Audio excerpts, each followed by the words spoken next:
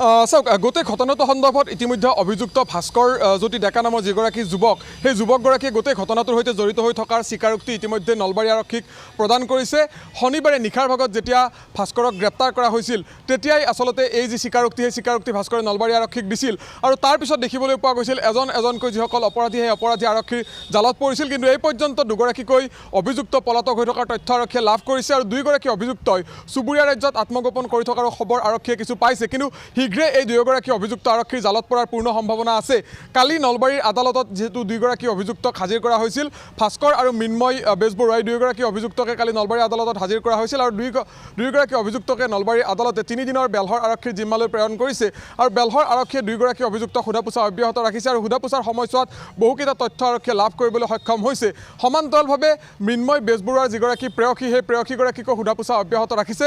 কালিৰ দিনটোত নলবাৰী আৰক্ষীয়ে ভাষ্য প্ৰদান কৰিছে যে যদিহে আচলতে যিখিনি তথ্য প্ৰমাণ সেই তথ্য প্ৰমাণ লাভ কৰা হয় তেতিয়াহ'লে যি মৃন্ময় বেজবৰুৱাৰ প্ৰেয়সীকো কিন্তু আৰক্ষীয়ে গ্ৰেপ্তাৰ কৰাৰ সম্ভাৱনা আছে। তেওঁলোকে গ্ৰেপ্তাৰ কৰাৰ বা গ্ৰেপ্তাৰ নকৰাৰ কথা তেওঁলোকে অস্বীকাৰ কৰা নাই, তেওঁলোকে গ্ৰেপ্তাৰ কৰাৰ সম্ভাৱনা এতিয়াও ব্যক্ত কৰিছে। কিন্তু সমান্তৰালভাৱে আৰক্ষীয়ে যি দুয়োগৰাকী পলাতক হৈ থকা অভিযুক্ত সেই দুই অভিযুক্তক বিচাৰি বিভিন্ন প্ৰান্তত অভিযান অব্যাহত ৰাখিছে। নলবাৰী আৰক্ষীয়ে এই যিটো ঘটনা সংঘটিত হ'ল এই ঘটনাটোক অতি চিৰিয়াছলি লৈছিল, যাৰ পৰিপ্ৰেক্ষিতত বিগত 10 দিন ধৰি আচলতে যিহেতু 10 দিন ঘটনা সংঘটিত হোৱাৰ 29 আগষ্টত এই ঘটনা সংঘটিত হৈছিল আৰু 29 আগষ্টৰ পিছত এই ঘটনা সংঘটিত হোৱাৰ পিছত 10 দিন পিছত এই যিসকল অপৰাধী এই অপৰাধীসকল আৰক্ষীৰ জালত পৰিছিল এই ঘটনাৰ ৰহস্য ভেদ হৈছিল।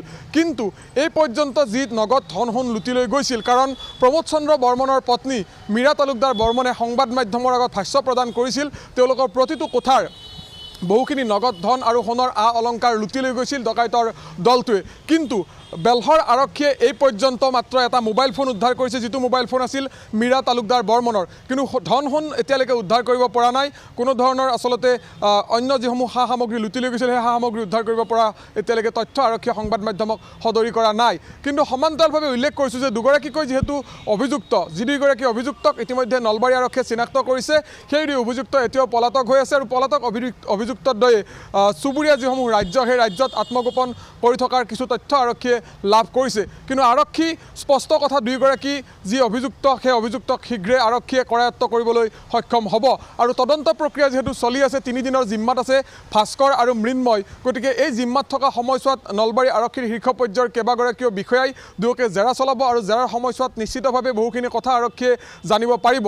ইতিমধ্যে উল্লেখ কৰিছোঁ প্ৰমোদ চন্দ্ৰ বৰ্মনৰ চুবুৰীয়া অৰ্থাৎ গাতে প্ৰমোদ চন্দ্ৰ বৰ্মনৰ যিটো পৰিয়াল সেই পৰিয়ালৰ বাসগৃহটোৰ গাতে লাগি থকা এটা পৰিয়ালৰ এগৰাকী সদস্য হ'ল ভাস্কৰ জ্যোতি ডেকা। এই ভাস্কৰ জ্যোতি ডেকা এই ঘটনাত জড়িত হৈ থকা বুলি ইতিমধ্যে ভাস্কৰে আৰক্ষীৰ আগত স্বীকাৰোক্তি প্ৰদান কৰিছে, যি স্বীকাৰোক্তি আচলতে আৰক্ষীয়ে ইতিমধ্যে তেওঁলোকে বাণীবদ্ধ কৰিছে। গতিকে এই যিখিনি কথা